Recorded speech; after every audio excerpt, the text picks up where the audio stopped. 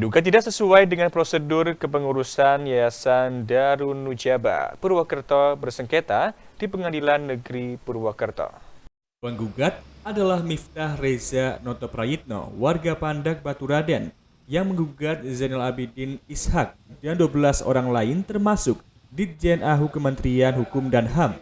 Sebelumnya, Miftah adalah pembina Yayasan Darun Nujaba Purwokerto, lembaga pendidikan yang menaungi kelompok bermain, taman kanak-kanak, dan sekolah dasar di Baturaden. Di akta pengurus yang baru, nama Miftah beralih menjadi pengawas yayasan yang dia dirikan bersama almarhumah ibunya pada tahun 2008 silam. Objek perkara tersebut adalah Akta nomor 3 tanggal 6 Februari 2025. Menurut kuasa hukum Miftah, Kuyup Bekti Basuki, perubahan akta menyalahi anggaran dasar dan anggaran rumah tangga yayasan. Di situ setelah kita cermati ternyata banyak hal di dalam prosesnya yang tidak sesuai dengan anggaran dasar yayasan.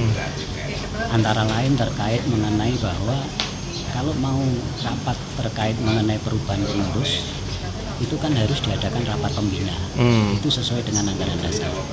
Ternyata ini rapat pun tidak pernah pembina itu mengundang untuk rapat. Pembina itu tidak juga memimpin rapat. Justru di dalam akta itu disebutkan bahwa rapat yang disebut rapat pembina itu adalah rapat yang dipimpin oleh ketua yayasan. Oleh karena itu kita menganggap bahwa ini sebuah pelanggaran terhadap anggaran dasar. Karena ini melanggar dalam anggaran dasar berarti kan ada di dalamnya itu perbuatan melawan hukum. Nah, oleh karena itu akta itu kita ajukan ke persidangan dalam perkara ini terkait gugatan perbuatan melawan hukum. Intinya seperti itu.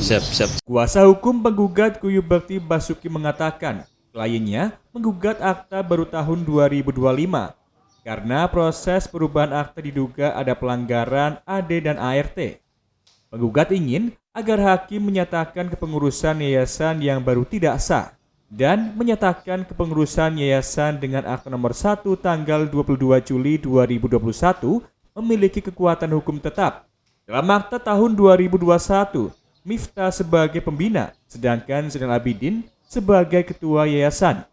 Pada Kamis 15 Mei 2025, sidang dengan nomor perkara 26-PDT-G-2025 PNPWT memasuki agenda sidang kedua. Menjalankan tugas dan tentunya berdasarkan cerita dari klien kami bahwa proses itu sudah sesuai dengan prosedur hukum yang ada yang berlaku.